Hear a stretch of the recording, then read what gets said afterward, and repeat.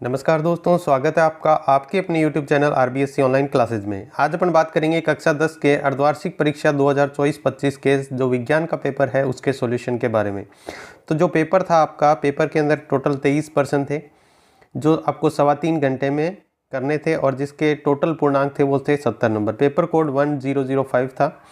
बात करते हैं सबसे पहले प्रश्न की। तो पहले प्रश्न के अंदर आपको ऑब्जेक्टिव प्रश्न दिए हुए थे, जिसके अंदर हम बात करें जो पहला प्रश्न था, निम्न में से कौन सा आर श्रृंखला का निर्माण करता है। तो इसका ऑप्शन था बी, यानी घास, बकरी और मानव।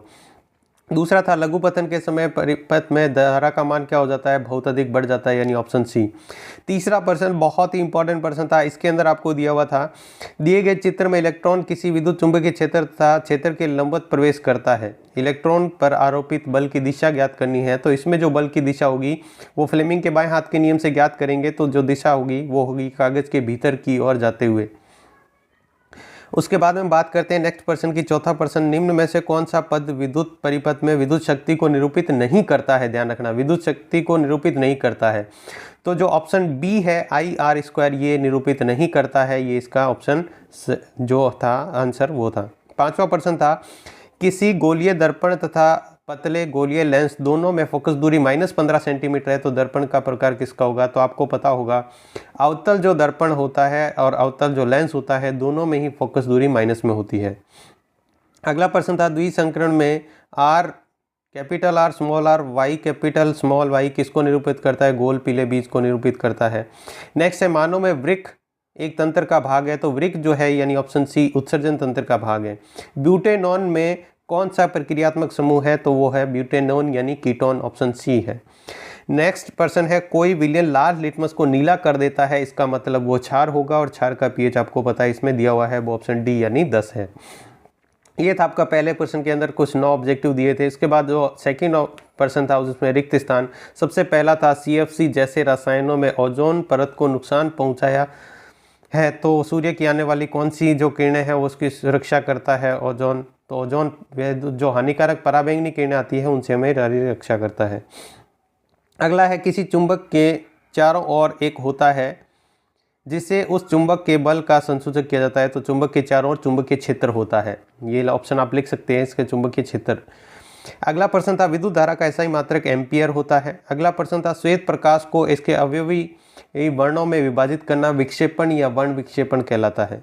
अगला प्रश्न था इसका खालिस्तान, किसी गोलीय दर्पण की फोकस दूरी इसकी वक्रता त्रिज्या की क्या होती है, आधी होती है। फोकस दूरी हमेशा वक्रता त्रिज्या की आधी होती है। नेक्स्ट था, मेंडल ने पौधे पर अनुवांशिक का अध्ययन किया। तो उद्यान मटर जो था इसका सही ऑप्शन था। अगला प्रश्न था, लाल रक्त कोशिकाओं में उपस्थित वर्णक ऑक्सीजन के परिवहन में सहायक है। तो कौन सा होता है, हीमोग्लोबिन। कौन सा था।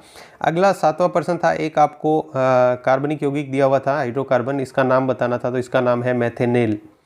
अगला प्रश्न दिया हुआ था, खालिस्तान कमरे के ताप पर कौन सी धातु द्रव्यावस्था में पाई जाती है। तो आपको अच्छे से याद होगा मरकरी होती है। अपच के उपचार में प्रति अम्ल या एंटासिड का उपयोग किया जाता है। अगला प्रश्न था, जैव आवर्धन क्या है। तो आपको पता है जैव आवर्धन जो हमारे रसायन होते हैं जो खाद्य श्रृंखला में प्रवेश कर जाते हैं उसको हम जैव आवर्धन कहते हैं। जैव निम्नीकरण कचरे से होने वाली एक समस्या, तो बहुत सारी समस्या होते हैं, जैसे उसको जलाने से पर्यावरण प्रदूषण और ठीक है इस तरह के जो हम लिख सकते थे कोई सा भी एक। किसी चुंबक के विद्युत धारा चालक पर आरोपित अधिकतम बल कब होता है, जब वो उसके बिल्कुल जो चुंबकीय क्षेत्र के क्या हो, समांतर हो, लंबवत हो। इसके बाद में आपको एक समान चुंबकीय क्षेत्र को निरूपित करने वाला डायग्राम बनाना था। उसके बाद में विद्युत आवेश का SI मात्रक आपको पता है कूलाम होता है। सेल का प्रतीक कुछ इस तरह से बनता है, प्लस माइनस, एक तरफ बड़ी लाइन एक तरफ छोटी लाइन। लिंग निर्धारण का आपको डायग्राम बनाना था। ऑक्सीकारक क्या होते हैं, जो ऑक्सीडेंट एजेंट होते हैं उसको ऑक्सीकारक कहा जाता है, यानी जो ऑक्सीजन ऑक्सीकरण का कारण बनते हैं। उसके बाद में शुद्ध जल का pH कितना होता है, 1% रह गया था। जब कोई अम्ल किसी धातु के साथ अभिक्रिया करके कौन सी गैस उत्पन्न करता है, तो हाइड्रोजन गैस। शुद्ध जल का pH 7 होता है। इसके बाद में आपको जो प्रश्न दे रखे थे, आपके लगभग जो चैनल से पढ़े होंगे सारे के सारे प्रश्न आपने चैनल से कर लिए होंगे। बहुत ही अच्छे लेवल का पेपर था। आपके अर्धवार्षिक के पॉइंट ऑफ व्यू से भी देखा जाए तो बहुत ही अच्छे लेवल का पेपर बना था, क्योंकि अभी इस बार सभी जो है जिलों के अंदर ये पेपर दिया हुआ था। सभी में समान जो है पेपर दिया हुआ था। पहले अलग अलग जिलों के हिसाब से अलग अलग पेपर आता था, अब जो समान आया तो बहुत ही अच्छे लेवल का पेपर है। आप इसको, अगर आपकी कोई गलती हुई है तो आप उसको चेक कर सकते हैं।